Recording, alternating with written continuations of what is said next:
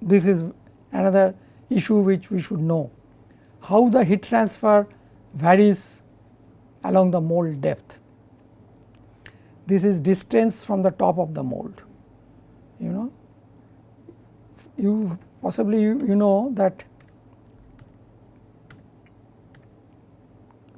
within the mold, just look at the meniscus is just not at the top of the mold. Please try to understand why it is not so, because otherwise there may be, even when there is a oscillation, this liquid steel everything might come out, so that is not desirable. So this meniscus level is at certain depth from the mold top. So when in that figure I will show the mold top, that means that this position is the 0 and we are coming down the mold. So this is what is important. So along the mold depth, how the heat transfer is changing, that is what we want to show here.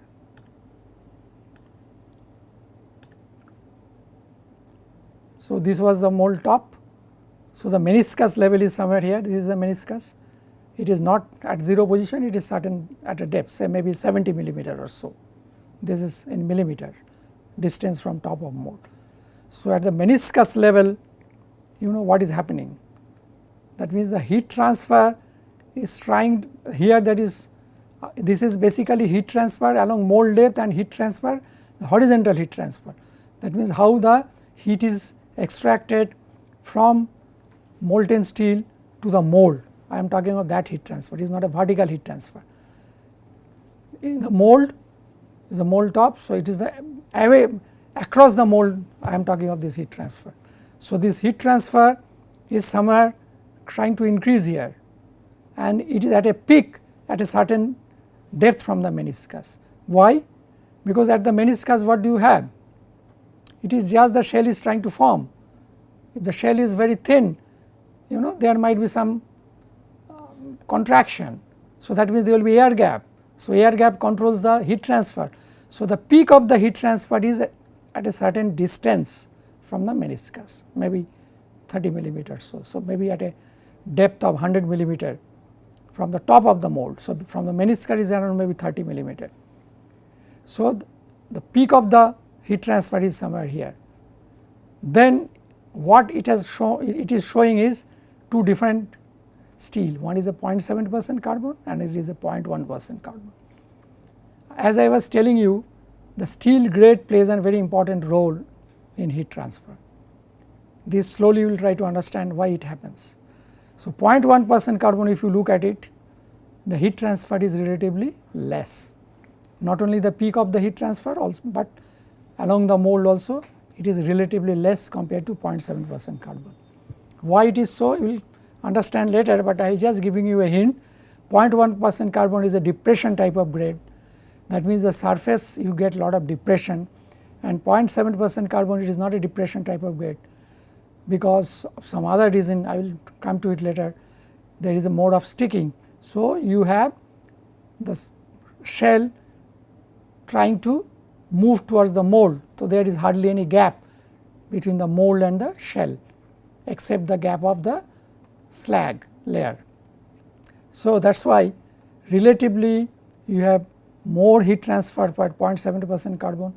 In fact, if you plot the similar curve for say 0.02 or 0.03, very low carbon, it is similar to 0.7% carbon, because there also the shell will not be, will try to stick towards the mold. So the heat transfer will be more relatively compared to 0.1%. 0.1% carbon, that is we call it a peritectic. If you remember, the peritectic reaction starts at 0.1% carbon.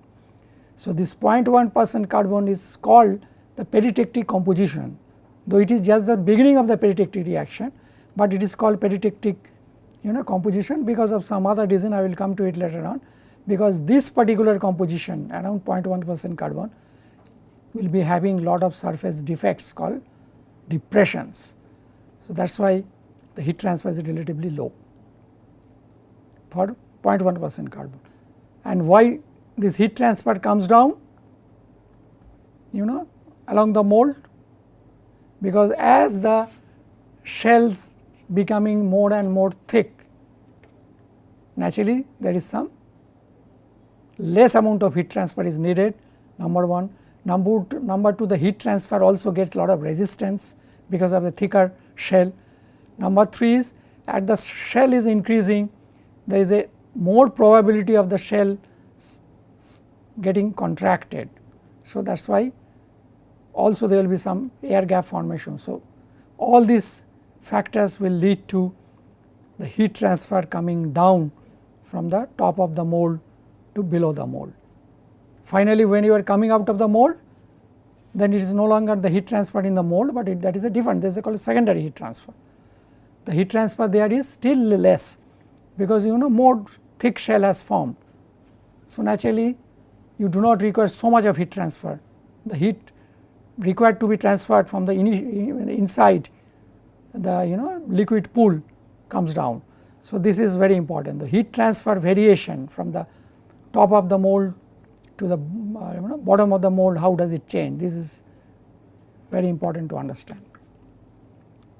Now, let us try to understand heat transfer is basically doing what? Heat transfer is helping in the solidification. So, heat transfer will definitely control the cast structure.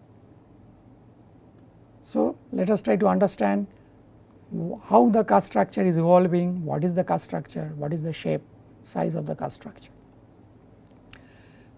These alloying elements, in steel you have lot of alloying elements, you may have carbon, you may have sulfur, phosphorus, silicon, manganese, other alloying elements. All alloying elements, because of segregation, they are rejected from solid to liquid. This issue I will take up in more details later on. Let us try to understand these alloying elements are rejected from solid to liquid during solidification. All alloying elements are rejected. There is no alloying element which will be more in solid and less in liquid, the concentration, it never happens. So, all alloying elements are rejected from solid to liquid. The solid will have solubility, less solubility for all alloying elements. The solid will be having less concentration of the alloying elements, and liquid will be having more. So, it is getting rejected as the solidification progresses. So, liquid is becoming more and more rich in the alloying elements. So, this is what I am telling, segregation makes liquid rich with solutes. So, what is the implication of this? Implication is the liquid steel which is adjacent to the solidification front, which is the temperature of the liquid is slightly lower. Because of what? Because it has become rich in the solutes. So, the solidification temperature is lowered because of this, and because of this we call it constitutional supercooling, because it is supercooling is happening not because of heat transfer, but because of segregation. So, whenever supercooling is happening because of constitutional supercooling it is called constitutional supercooling, because this supercooling basically means the temperature of the liquid adjacent just in front of the solid liquid front, solid surface is getting cooled because of segregation. So, this is called constitutional supercooling. But because of this, the solidification front, which was initially a plain front, it changes into dendrite. This is very important. Why dendrite forms? Dendrite forms if you have a single pure element, if you are solidifying it, you will not have dendrite. You will have a plain solidification front. Dendrite is occurring or forming because of segregation. Please try to remember, because there is segregation, there will be constitutional supercooling, and because of this you have dendrite, that means tree like formation, in a particular direction it will grow. So, this is important to understand. Then initially these dendrites are growing in specific primary direction. In which direction it will grow? It will try to grow in the direction wherever there is a heat transfer, number 1. Number 2, in the crystal, the direction, typical directions are say 1, 0, 0, in those directions this dendrites will grow. in cubic crystals. So, these initial dendrites grow in specific primary direction, subsequently you have secondary and tertiary dendrites along other directions. So, you have primary dendrites which are more long, and then you have at almost at their perpendicular surface direction you have secondary dendrites, and again to the perpendicular of the secondary dendrites you have some tertiary dendrites. So, this is very important to understand why you have solidification through dendrites, because you have segregation, because we are casting alloy, we are not casting a single element, the solidification is taking place of an alloy. So, there are a lot of solutes in it, all those solutes are enriching the liquid. Because of this, the solidification temperature of the liquid is coming down, it is becoming relatively cool. So, it is called constitutional supercooling, and because of constitutional supercooling you have a dendritic solidification front and not a plane front. It starts with a plane front solidification, but immediately gets into a dendritic form. So, dendrites start shooting out from the solidification front, and as I have told, initially dendrites grow in specific primary direction, and subsequently you have secondary and tertiary dendrites. Now, please try to understand what is happening during solidification. You have a solid shell which has solidified, you of course have liquid from which the solid shell is forming, and then you have a mushy zone. What is mushy zone? It is a combination of solid plus liquid. The portion of the liquid which has already got solidified, so this is the 100% solid. So, here the fraction of solid is 100, in the liquid the fraction of solid is 0, and in between in the mushy zone you have intermediate. That means, from 0 fraction of solid you are going to 100% of solid during solidification, and in between you have a mushy zone. It is called mushy because you have solid liquid both. This is very important. This mushy zone will dictate quality of the solid shell which is forming. So, we have to deal with it in a greater detail subsequently. So, please try to remember, during solidification, once solidification is over you have only solid, before solidification you have only liquid, but during the stage of solidification you have 3 areas: solid shell, mushy zone, liquid pool. Now, another thing I have mentioned here, what is the macrostructure of the whole solid? That means, when solidification is complete you have only solid. So, you have columnar zone, this dendritic columnar zone at the surface, and then central equiax zone at the interior. Why this forms? There are different reasons, but initially, as I have told, solidification you have columnar. Some people tell at the very instance of initial solidification there may be certain equiax zone at the surface which is called a chill zone. So, basically there is chill zone, but which is very narrow. So, virtually after this chill zone you have columnar. So, sometimes the chill zone you cannot even see, it is so narrow. So, basically you have 2 broad zones, one is the columnar, that means the dendrites in columnar fashion, growing in a columnar fashion, they call columnar zone at the surface, and finally in the equiax they are also dendrites, but they are equiaxed. Here it is columnar, the difference is between the shape of the dendrites. Now, how much is percentage equiax, how much is columnar in a cast structure is dictated by superheat and use of electromagnetic stirring. You know superheat, because what is superheat? Superheat basically the difference between the actual liquid temperature during casting and the your melting point, the liquidus temperature. So, normally it is slightly higher than the liquidus, so that it is called the superheat. Now, the last session I have talked about this superheat because in connection with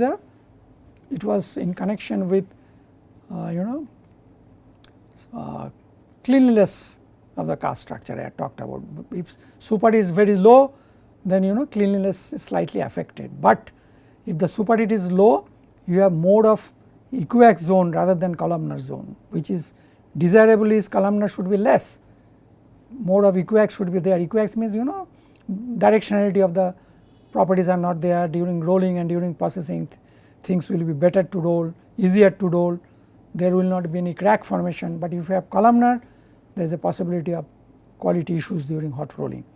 So, lower superheat helps in having less columnar and more equiax, number one. Another thing is electromagnetic stirring. What is electromagnetic stirring? Normally when casting is taking place, the liquid steel is not stirred, liquid steel is stable, but you can start the liquid steel using some stirrer during continuous casting. When the solidification is has not got completed, that means it has started, it has not completed, then there is some liquid. So, that liquid if it is stirred, you get finer structure, you get finer grains, finer solid grains, fine. So, you have got more of aqueous grains, less of columnar grains.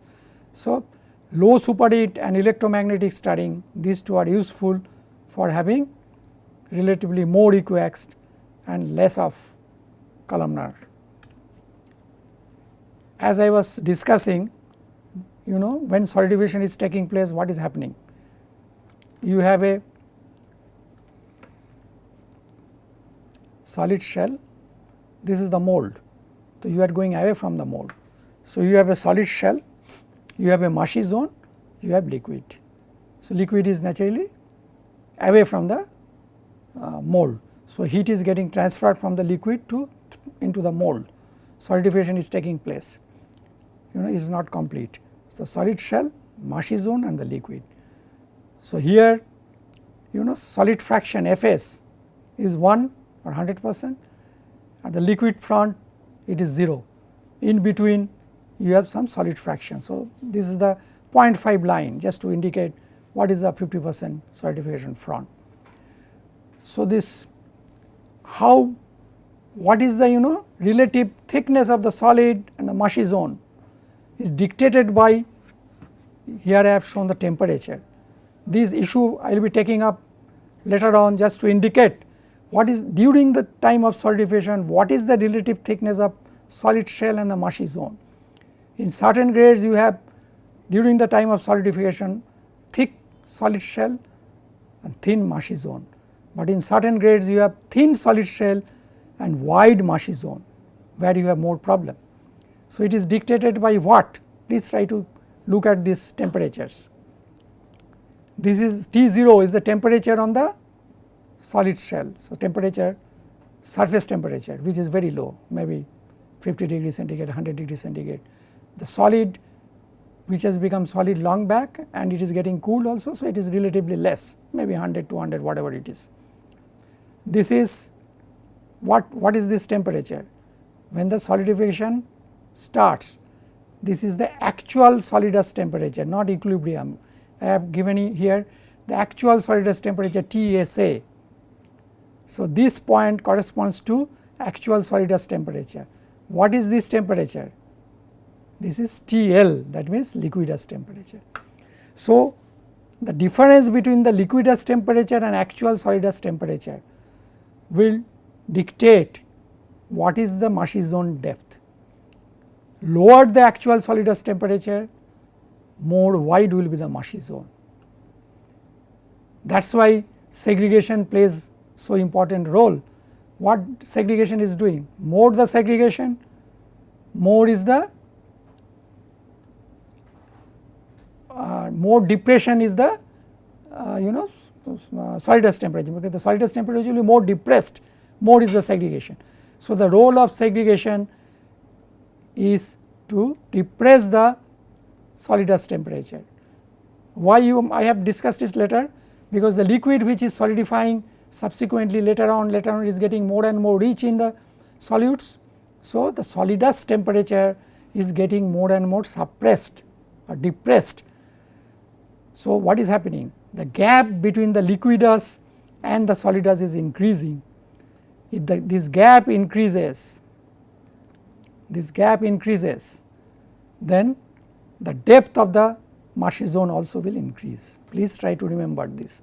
The whole idea of showing this is to drive home the point that the marshy zone thickness and the solid shell thickness when solidification is taking place is dictated by the liquidus temperature and the actual solidus temperature. I have shown here solid shell thickness, it depends on, related to the actual solidus minus the surface temperature. Marshy zone depth related to the difference between the liquidus and the actual solidus. So, what is segregation doing? Segregation is depressing the actual solidus. By depressing the actual solidus, this TSA is coming down.